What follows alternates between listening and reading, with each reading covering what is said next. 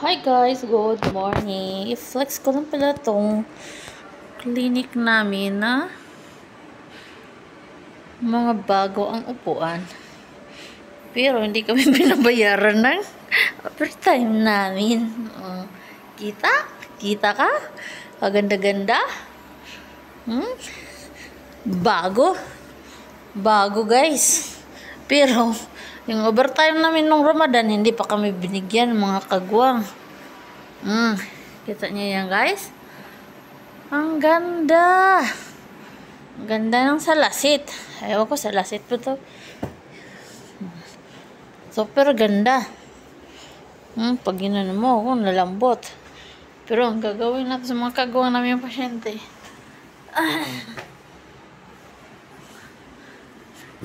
Pati paan nila, iakyat nila. Diba? Ayan guys. Yaman sila. Bumili ng ang ganito. Pero after for how many days yan? Agoy. Hindi na naman to gumana guys. Lang, gumana siya guys. Kahapon nagkape ako ng malamig. Ngayon, ito, dito na area laser to guys. Laser. Diba? Parang bahay lang. Sa sunod, mga pasyente, dito na sila, mga tulog na sila guys. Kita mo sa lasit. Akala naman siguro nila bahay to. Bahay to na clinic.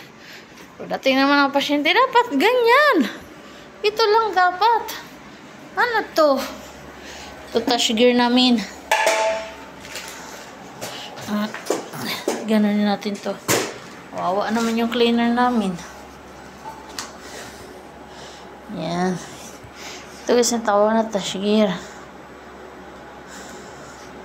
Ano natin yan?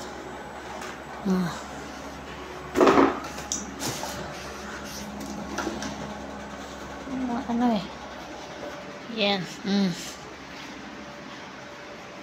Ito, may bulaklak. So, ngayon, ang tanong, saan sila magsasala? Kasi puro na ganito guys. No space na guys. Yan. Diba? Ito sila kasosyal. Thank you for watching. Dito tayo. Pati yung kape. Ayan na yung laser guys. Thank you for watching.